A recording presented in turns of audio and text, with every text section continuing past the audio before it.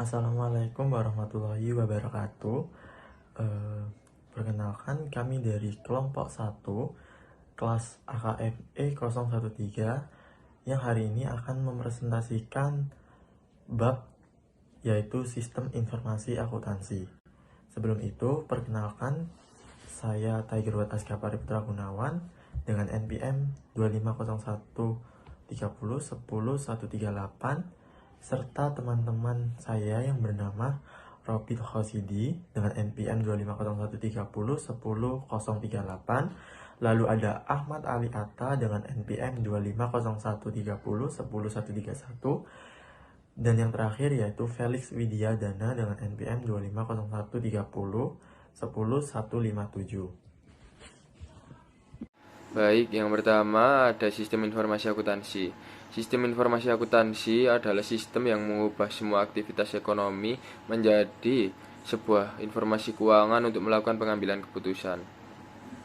Nah, di sistem informasi akuntansi, setiap transaksi harus melalui proses pencatatan yang sistematis agar dapat terdokumentasi dengan konsisten, dapat ditelusuri, dan menghasilkan laporan keuangan yang andal. Baik, setelah itu saya akan menjelaskan terminologi dasar dalam akuntansi. Yang pertama yaitu peristiwa, di mana peristiwa ini adalah suatu kejadian yang terjadi dalam suatu perusahaan, tetapi belum tentu memengaruhi posisi keuangan. Lalu yang kedua ada transaksi. Nah, di mana transaksi ini adalah suatu peristiwa yang memiliki dampak keuangan dan dapat diukur dalam satuan uang sehingga harus dicatat. Yang ketiga ada akun, di mana akun ini adalah tempat untuk mencatat dan mengelompokkan transaksi yang sejenis seperti kas, piutang, atau beban. Dan di dalam akun ini terdapat dua jenis. Yang pertama akun real dan juga akun nominal. Lalu yang selanjutnya yaitu ada buku besar, di mana buku besar ini adalah kumpulan seluruh akun yang digunakan perusahaan untuk mencatat saldo dari masing-masing akun. Lalu yang kelima ada jurnal. Jurnal adalah catatan awal tempat sebuah transaksi, dicatat secara kronologis sebelum dipindahkan ke buku besar. Lalu yang keenam ada posting, di mana posting ini adalah suatu proses memindahkan data dari jurnal ke akun yang sesuai di buku besar. Lalu yang ketujuh yaitu neraca saldo. Nah, neraca saldo adalah daftar-daftar seluruh saldo akun pada suatu waktu tertentu. Untuk apa? Untuk memastikan total debit dan kredit itu seimbang. Lalu yang kedelapan ada jurnal penyesuaian, di mana jurnal penyesuaian ini adalah jurnal yang dibuat di akhir periode untuk menyesuaikan akun agar mencerminkan kondisi yang sebenarnya.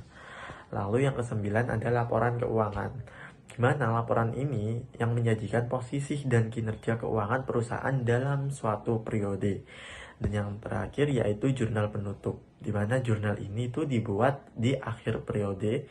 Untuk apa? Untuk menutup akun pendapatan dan beban ke akun laba ditahan agar siap memulai periode berikutnya.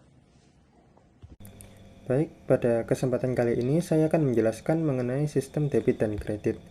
Jadi istilah debit dan kredit sendiri itu mengacu pada sisi kiri dan sisi kanan dan bukan merujuk pada pengurangan atau penjumlahan akun. Jadi perusahaan menggunakan sisi debit dan sisi kredit ini untuk mencatat suatu proses transaksi yang sedang terjadi dalam suatu perusahaan.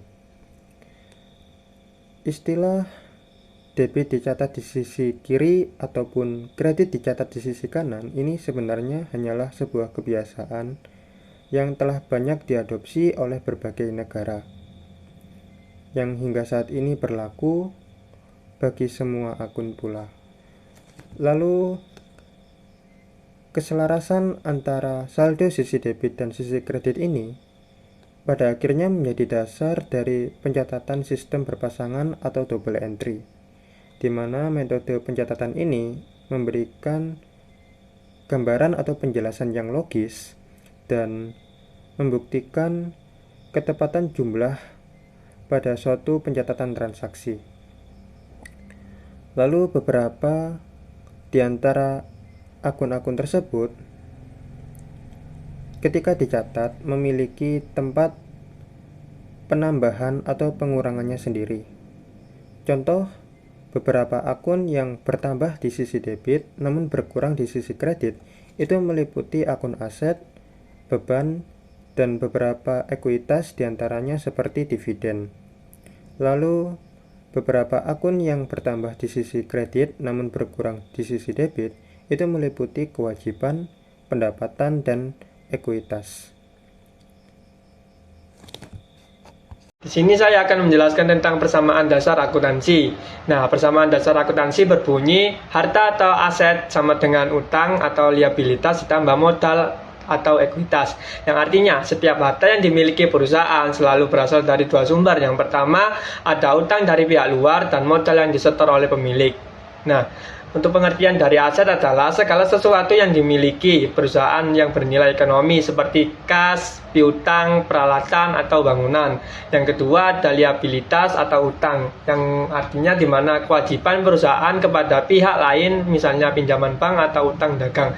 Yang ketiga ada ekuitas atau modal, yang dimana artinya hak pemilik atas aset perusahaan yang telah dikurangi oleh kewajiban.